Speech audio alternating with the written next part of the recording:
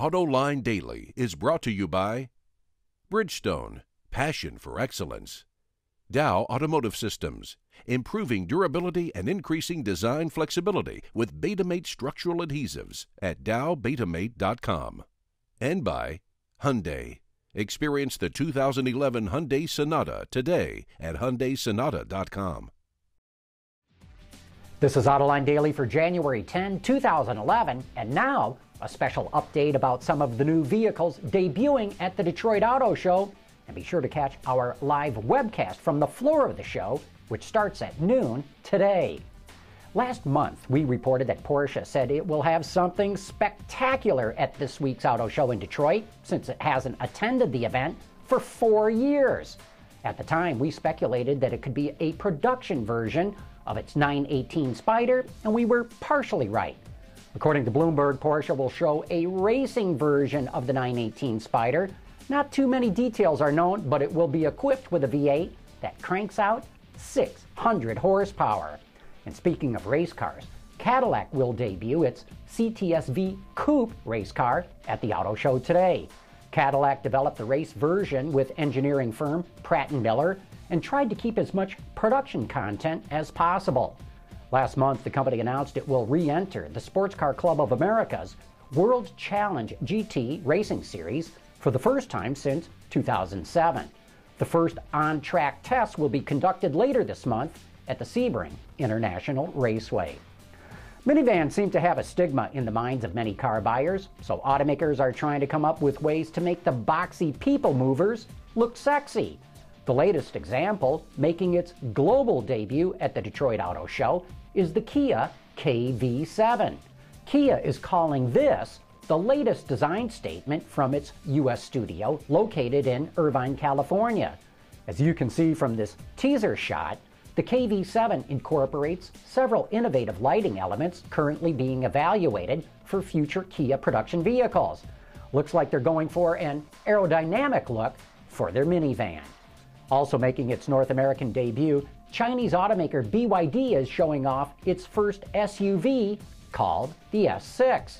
This vehicle was shown in China last year, and as you can probably tell from the photos, it was accused of being nothing more than a rip-off of the last generation Lexus RX 350. While BYD is really pushing to be a leader in electric vehicles, the S6 is powered by a conventional 4-cylinder engine. BYD has been a regular exhibitor at the Detroit Auto Show for a couple of years now, so sure looks like this company is serious about breaking into the American market.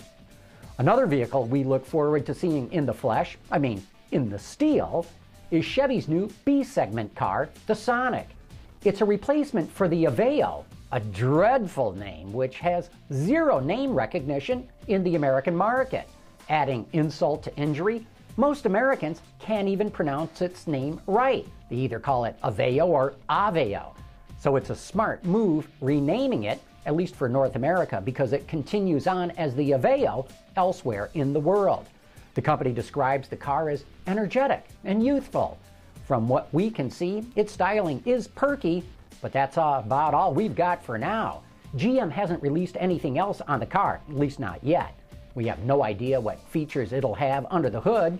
The Sonic will be built in Michigan at the company's Orion Assembly Plant, the only B-Class car built in America. One of the most important launches at this year's show has got to be the Chrysler 300. 2011 marks the first major overhaul this rear-wheel drive sedan has received since it went on sale back in 2005. The company's designers worked their magic, extensively updating the exterior and completely revamping the interior. Outside, it still looks like a 300, but more elegant and refined. Inside is where the biggest changes took place. It's beautifully turned out with high-end materials and icy blue lighting. Not to be forgotten, Chrysler's engineers were just as busy. The base engine is the company's brand new 3.6-liter Pentastar V6, delivering 292 horsepower. A Hemi V8 is still optional. At 5.7 liters, it delivers a walloping 363 horsepower. Both power plants are matched to a 5-speed automatic transmission. And you can look for the 2011 Chrysler 300 at dealerships later this year, with a base price of $28 grand, which includes destination. Coming up next, let's take a walk around of the new turbocharged version of the Kia Optima.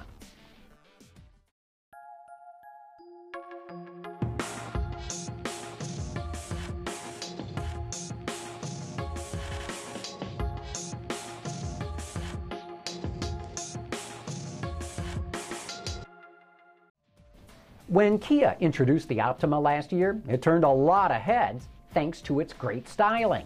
Now the company is set to introduce the turbo version of the Optima, the first Kia to be equipped with one in the US.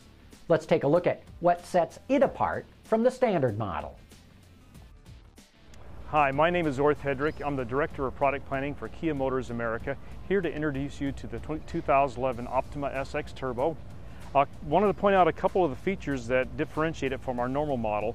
First off is, of course, the SX Turbo gas direct injection badge that you see here.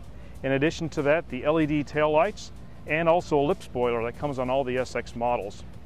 Around on the side of the vehicle, all SXs come available and standard with an 18-inch wheel. We actually have two different wheels available on this one. What is shown here is the standard SX wheel. There's also a touring package that's available with a different design. Overall, you can see the chrome spear that sweeps down the side of the vehicle. And in addition to that, a feature that's unique for the Optima in this class is a dual panoramic sunroof, which basically lets light in obviously for the front, but also for the rear seat passengers.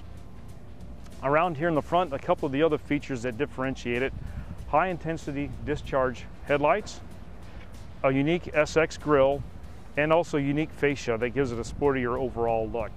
Now, there's a couple of things underneath the hood I'd like to point out to you that differentiate the new SX.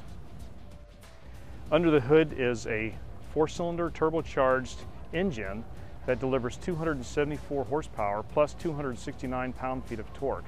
It's direct injection, twin scroll turbocharger that also has, in addition to those unique features, an intercooler that channels air through the grille, through the intercooler, which reduces overall temperatures for higher charge density and better fuel economy and performance overall.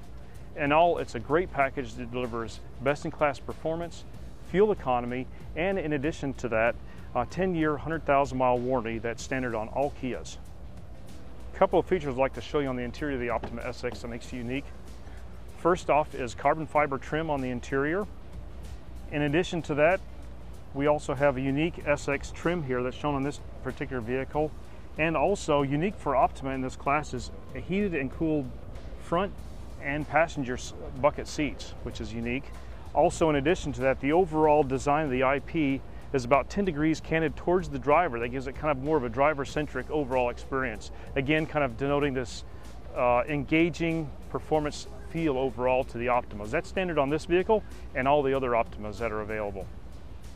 Pricing for the model shown starts at $26,690, and you can look for it in dealerships later this month. And that brings us to the end of today's show. We'll have more of the news coming out of the Detroit Auto Show in tomorrow's program.